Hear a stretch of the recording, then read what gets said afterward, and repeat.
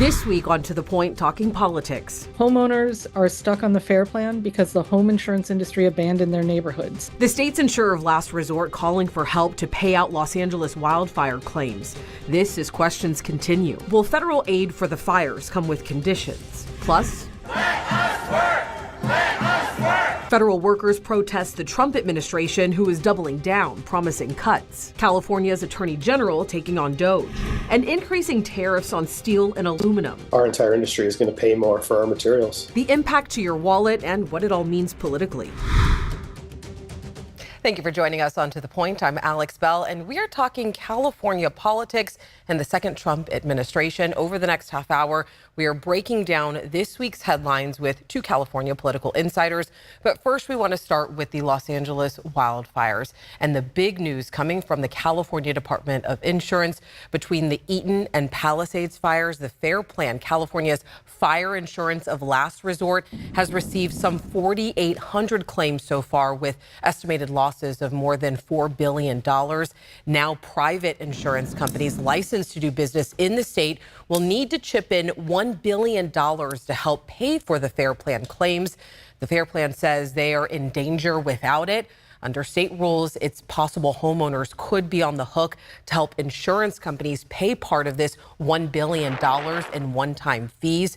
This has state Republican leaders speaking out, like Republican leader James Gallagher. He's saying in a statement, quote, forcing working families to pay for the failures of California's insurance market is not a real solution. The real fix starts with reducing wildfire risk, clearing excess fuel, improving forest management, and hardening homes. Until the state takes wildfire mitigation seriously, we'll continue to see insurers leave and costs rise for Californians. The organization Consumer Watchdog had this to say. What we take issue with is the insurance commissioner trying to force consumers to bail out insurance companies for those payments. Homeowners are stuck on the FAIR plan because the home insurance industry abandoned their neighborhoods. That's why it should be on the insurance industry to pay those bills, not California consumers across the state.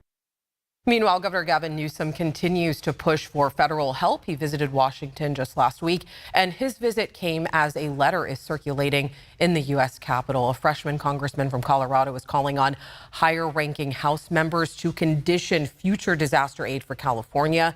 The letter calls for provisions that would repeal the California Clean Air Act waivers granted under the Biden administration. They claim the state used these waivers to, quote, prioritize harmful climate policies over responsible wildfire management, and, quote, we strongly encourage the House and Senate committees on appropriations to require changes to California's priorities before using federal funds to bail out the state's mistakes. I want to go ahead and bring in our political insiders now. We are joined by Craig DeLuz. He is currently the communications director for the California Republican Assembly. And we also have Roger Salazar joining us tonight. He has worked under the Clinton administration as well as Governor Gray Davis. You guys, thank you so much for being here. Always a pleasure. Thank you. Always a pleasure being with you. So, of course, we're talking about fire aid. This has been a controversial topic, especially for us here in California. Many Republican lawmakers have come out and said that they want the aid to be conditional upon state laws changing. We know even House Speaker Mike Johnson has come out saying he wants this aid to be conditional. So, Roger, I'll start with you first.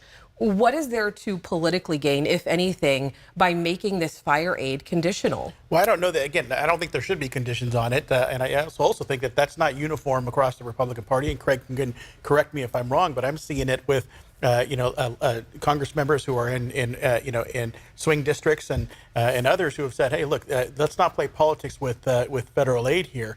It doesn't serve any purpose for us to politicize this entire process. Aid is aid for disaster relief, and Californians, I think you've seen from the governor on down, are demanding that this aid be applied just the same as it would be in any other state. Craig, what's the tactic here? Is there anything to gain politically? What's the motive? Well, it's not as much politically as it is understanding that there are certain policy decisions that have been made by the legislature here in the state of California and the governor that increased fire risk. And all they're saying is, let's remove those impediments so that we can do a better job of mitigating fire risk. And, once again, I don't necessarily know that it should be contingent, but I think encouraging and working to get them to change those policies is a good idea. Could these conditions set a precedent for future federal aid to other states, do you think, Craig? Yeah, I most definitely think it could set a precedent. But once again, I think if it is tied to policies that created the problem in the first place, I think that using it as a bargaining tactic, using it as a way in which to at least bring to light or bring to the voters' attention these policies that help to create this problem, I don't think it's a bad strategy. I don't have any issue with bringing up policies and again having debates about policies, but basically what the Trump administration is saying and what members of Congress and in the leadership levels are saying is you didn't support us, so anything that we give you is contingent upon you supporting us and our priorities as opposed to your own. What I would say is this, is that if it weren't being discussed as a possible requirement, we wouldn't be talking about it right now. How do you think the situation is going to influence future interactions between state and federal governments regarding disaster relief? I would think that I'm hoping that state governments and local governments as well will start to be more forward thinking as they pass policies. Oftentimes what happens is when the minority party says, hey, this is an issue, in many states, the majority party actually listens and at least takes that into consideration. The issues that we're dealing with, the issues that we're talking about right now that they're saying added to this wildfire have been brought up by Republicans in the California state legislature since I was there 15 years ago. So this is not anything new. These issues are nothing new. It's just now, unfortunately, the people of Southern California are reaping the consequences of the lack of foresight by the California legislature. Well, what about the other conditions that some of the Republicans have brought up, like voter register, voter reform, or any kind of vote change? I don't think that should be contingent. Yeah, just disagree only with what's that. Focused on wildfire mitigation Yes. and things like that. Wildfire mitigation, and by the way, in the way in which insurance has been handled in the state of California, the regulators had made it so that it was very, very restrictive for insurance companies to increase rates on the very individuals who, quite frankly, we knew that this was a possibility. If they could have increased the rates, then they probably wouldn't have canceled the policies, which means they then would have been on the hook to cover these costs. Well, I'm happy you brought that up. We actually did a special on the homeowners insurance crisis. So if you do want to watch that, that is streaming on our ABC 10 Plus app. But I do want to switch topics really quick. I do want to talk about the federal buyouts, because in Washington this week, the Trump administration pressing forward with plans to shrink the size of the federal government. Frustrated workers were seen protesting outside the Consumer Financial Protection Bureau on Tuesday after Elon Musk and his team essentially shut the agency down. The Bureau was created after the 2008 financial crisis to protect American families from unfair and deceptive practices, from everything from mortgages to credit cards. And the White House also fired the Inspector General for USAID this week after the watchdog's office warned DOJ's dismantling of the agency had made it nearly impossible to monitor more than $8 billion in humanitarian funds.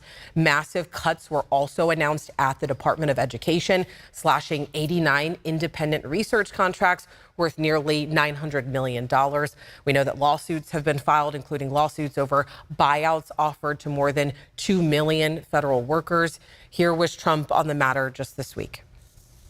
I got elected on making government better, more efficient, and smaller. And that's what we're doing. And I think it was a very generous buyout, actually. According to ABC News, more than 70,000 workers accepted the buyout offer. The Trump administration first offered the buyout, saying either resign with pay until September or run the risk of being fired. The buyouts do not apply to every federal worker, though. The impact, though, still could be very great here in California. According to federal data, California is home to more than 147,000 federal workers. Only Washington, D.C. and Virginia, they're only home to more federal workers than us here in California. So, Craig, I'll start with you first. What is the goal here? Why is the administration doing this? Once again, I think it's twofold. Number one, one of the things that was noted was that they wanted to make sure the federal workers were coming in and were in office 5 days a week, and they're still getting a lot of... Not the remote work. Right, not the remote work, and they're still getting a lot of folks who are saying, we're not coming into work. So, number one, if I'm an employer, if I say your job is here and you don't want to be here, normally I would just fire you. Normally that would be the consequences of that decision. What he's saying is, look, if you don't want to come into work, you don't have to come into work. Quit, we'll pay you through September. The other instance you're dealing with are individuals who, quite frankly, don't want to be a part of Donald Trump's administration. For whatever reason or another, they don't want to implement or don't want to work towards the goals and objectives that the president has set forth.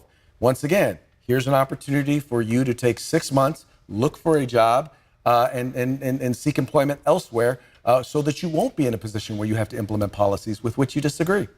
Roger, what do you think the plan is? Yeah, and I think that's just, again, from the Trump administration side, it's all really just a smokescreen. I really think they're trying to get rid of agencies that provide oversight for, critical, consumer protections, and oversight over government agencies. So you think it's more about dismantling these agencies? I actually think it's more about dismantling the agencies. I mean, Elon Musk had a problem with the Consumer Finance Protection Bureau. He's had a problem with, with the issues related to the federal government, stopping some of his Starlink launches. He's had problems with regulations over his Tesla products. Now, they don't seem to have a problem. Elon Musk, but up until yesterday, there was going to be a $400 million contract for Tesla Cybertrucks that were going to be, bulletproof or whatever, for the State Department, and that came to light and it got canceled. But again, that's the kind of oversight they don't want you to see. They don't want you to look into their contracts. They don't want to look at how they're enriching themselves on the backs of the American people.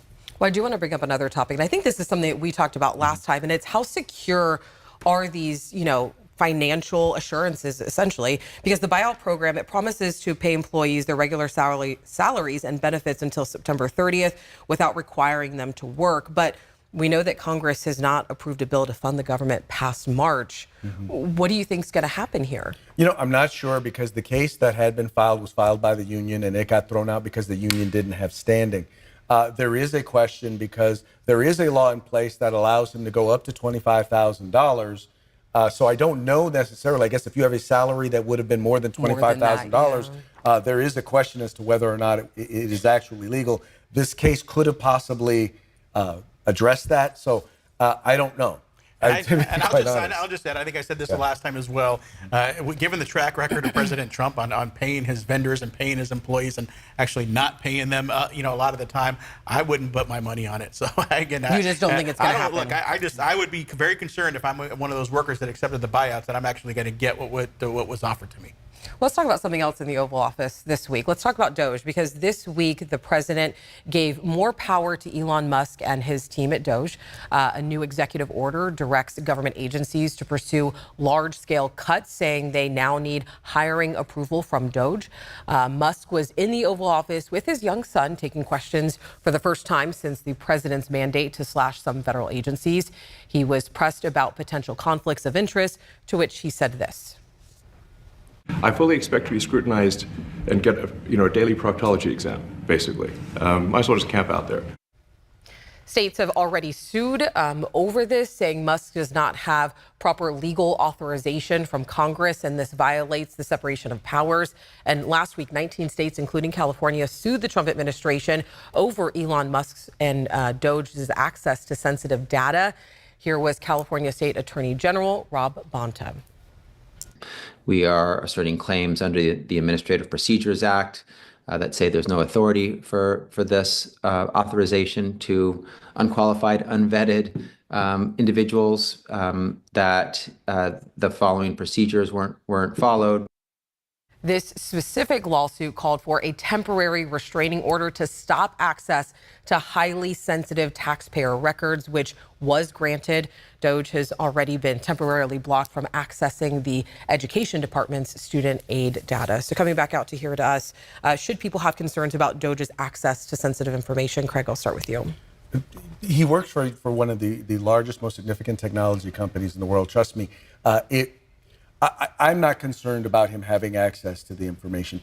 And by the way, about this being constitutional, it's not only is it constitutional, it's not even new. Woodrow Wilson did it. FDR did it. Truman did it.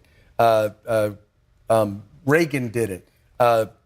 Clinton did it, as well as Obama did it. The difference here is that rather than creating an agency, rather than create an organization full of a bunch of politicos, he actually hired people who are experts in data. He skipped over the politicos and went straight to the data, and that's where he's now finding information that none of them wanted him to see or him to find out. I just find it amazing that the very same people who thought it was a good idea to hire 87,000 IRS agents to audit them or to audit us, the people, are now upset that 4 people are now auditing them and their spending. Well, Roger, what are your thoughts? Mike, first of all, that scene in the Oval Office was surreal with President. What do you mean by that? What was President Musk's son there? Sorry. Not President Musk's son there, chastising the president, asking him to be quiet, and that was just a weird scene all the way around. But I'm just going to say this about the Musk thing. Look, you saw the lawsuits from the many attorney generals up and down the state. There's a process for which you can do these things. And my thing is this: if they're so confident that these are, actually going to cut down on waste, fraud, and abuse and do the things that they were saying they were going to do, they have the House, they have the Senate, they have the White House, they basically have the Supreme Court as well. Why don't they just run that through the process that if it's so good, why let a couple of guys who can't, the folks who work for Musk and Doge, why let a couple of guys who aren't even old enough to rent cars be deciding life and death decisions for folks all up and down the state, up and down the country? So I think there is a correct way to do this. The powers of the federal powers are delineated in the Constitution between Congress and the president. They ought to follow. Again, you guys have everything. You guys have the complete control. Do it the right way. Well, first of all, okay, sex change operations in Guatemala is not life and death. Transgender plays in Stop it with this. They are not life and death. The reality is all of the other presidents that I had mentioned all went through that process. And how much waste, fraud, and abuse how much change did they actually do?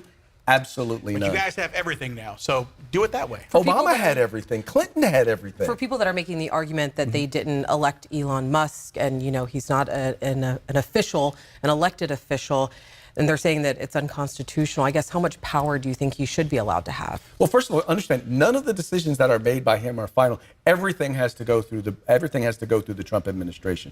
In fact, the current Secretary of State, Marco Rubio, has noted he is the official head of, for example, of USAID. Mm-hmm. And so as such, all of the decisions are going through people who are officially in their positions there within the Trump administration. Yeah, I just think that nobody elected President Musk. Nobody elected him to be the president of the United States and make all those decisions and sit there in the Oval Office and basically relegate Trump to the sidelines at his desk while he holds court with everybody. I mean, this is not what people voted for. We just watched Joe Biden for the last 2 or 3 years of his administration. Nobody knew who was actually running the country, and nobody elected the person who actually was. I'm gonna jump in here, guys. So talk to me. I want to talk a little bit about more the logistics. So give me some of the arguments from supporters and critics about the approach that Doge is taking to, impact government efficiency. Do you think they're taking the right approach?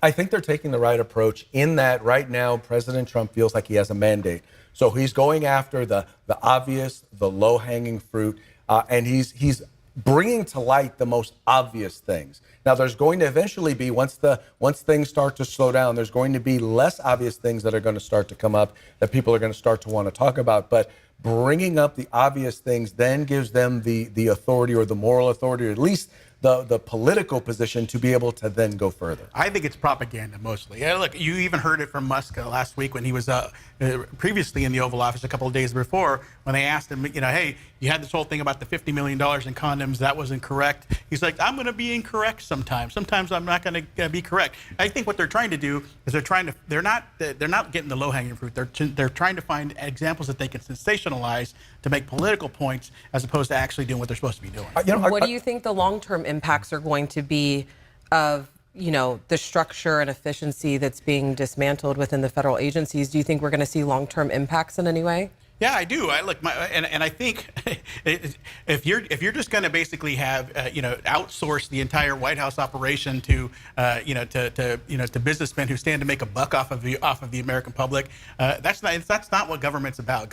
This is not the White House isn't a place where you're supposed to get in there and cut deals for yourself on the side. They're openly doing it, and the fact is nobody cares because he's their guy. He's not cutting any deals for himself. You just said he was. I didn't say he was cutting deals for himself. They just said they were.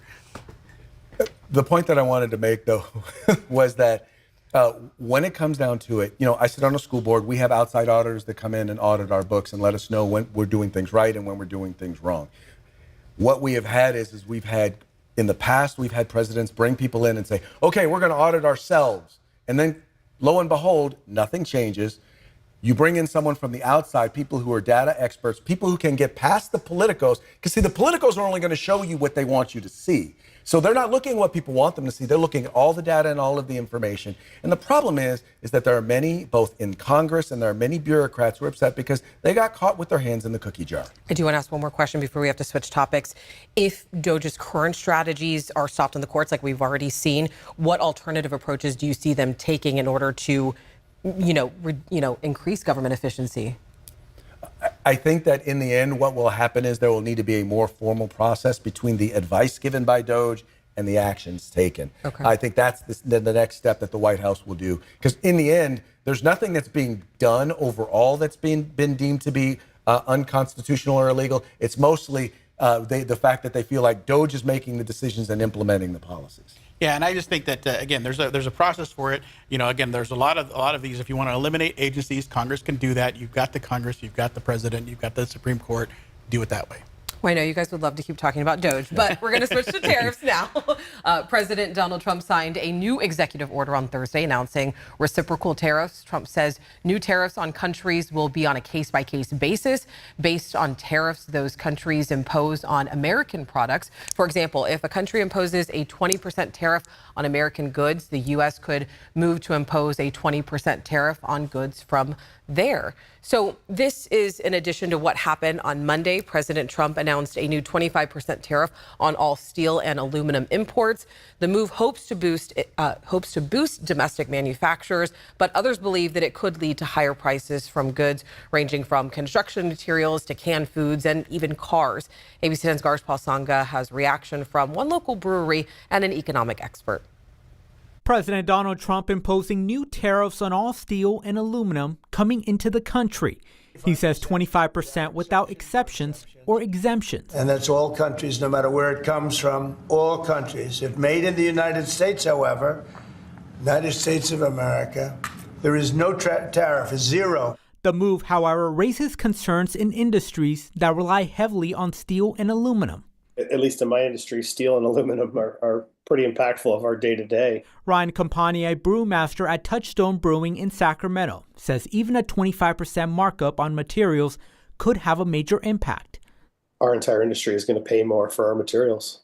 Campania also pointed out how this tariff could affect more than just breweries. There's a lot of beer, there's a lot of soda, there's a lot of stuff in aluminum. From a giant chunk of metal to a can could change a lot of hands, and that 25% might be just the tip of the iceberg. But what does this mean for the broader economy? Dr. Gutche Sotomir, professor of business economics at Stanislaus State with the Foster Farms Endowment, warns that tariffs like these could slow economic growth and even lead to recession. Maybe this is being used as a negotiating tactic, but it's certainly a dangerous one, as I said before, because it may lead to retaliation and then it can spiral out of control. History tells us that it's a lose-lose situation for every party involved, country involved. Dr. Sotomir says even if these tariffs are retracted, he believes companies will capitalize on this and further increase the prices. If you do not resolve the currency wars and if you do not resolve the trade wars, then it leads to physical conflicts. With uncertainty being introduced into the equation, some businesses worry about what is around the corner. It's hard to have foresight with a reactionary behind the helm. All right, and all of this is coming on the heels of Trump instituting 10% tariffs on all goods imported from China and 25% tariffs against Mexico and Canada, which are on pause until early March. So my first question, and Roger, I'll start with you. Is this a smart political move? Yeah, it just depends on how much the American public can withstand having higher prices for a period of time.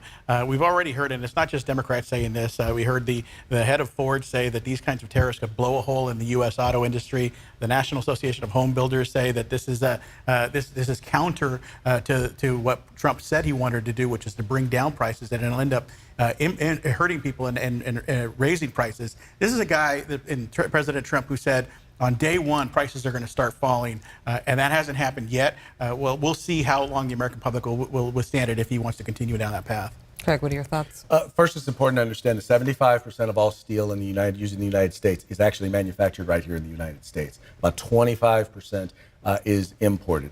The largest importers are Canada and Mexico, so it's going to impact them the most. And it's important to note that because this exact same thing happened in 2018. It lasted for about a year, and the whole goal was to increase the percentage of production by American steel manufacturers. And guess what? It worked. By 2019, both Canada and the United States actually pulled back on their tariffs. So it's already worked in the recent past, in the recent history. There's no reason to believe that it won't be effective going forward. And I do want to talk about something else, because on Thursday, President Trump continued to defend his tariff plan. So I want to take a look at what he had to say. If you build here, you have no tariffs whatsoever. And I think that's what's going to happen. I think our country is going to be flooded with jobs. What are your thoughts on that? Are we going to be flooded with jobs? I believe we will see an increase in this case, in particular when it comes to the steel industry. I think that some manufacturers those that are already considering expanding, once it becomes more financially beneficial for them to expand within the United States, I believe that they will. What about you, Roger? Yeah, and if he doesn't collapse the economy first, I mean, that's the caveat. Right now, again, we were supposed to be seeing lowering of prices. It hasn't happened. And again, he said he was going to do that on day one. He has not. If we can continue with this tariff path, it's not just the Democrats saying it. It's business leaders all across the country who are saying this is going to have a tremendous impact on the American economy. And last question before we go: do you think that this is going to help Trump's plans to bring down inflation at all? I know that's something that he really talked about. Anyways. Not at all. Not for the short term. It will. He is right. It will. You said everything It will is a not. It will not do it strategy for. It will not necessarily do it for the short term. But the idea is not just about reducing inflation, because the reality is, even if you reduce inflation, it doesn't cause price reductions. What we need to do is we need to get the American economy to the point where workers are earning more money. And once they're earning more money, then the impact of those prices, which have already been increased and are not going to go back down, will impact them less. Yeah, I think we can agree on that. I think we all want to see increased economy and increased jobs. Hey, look at us. We're bringing things together here, and we're ending on a good note because we're actually out of time. Thank you both, as always, for joining us and giving us your insight and wisdom. We deeply appreciate it. And just so you know, you can always catch conversations like this on ABC 10 Plus. Our app is free to download.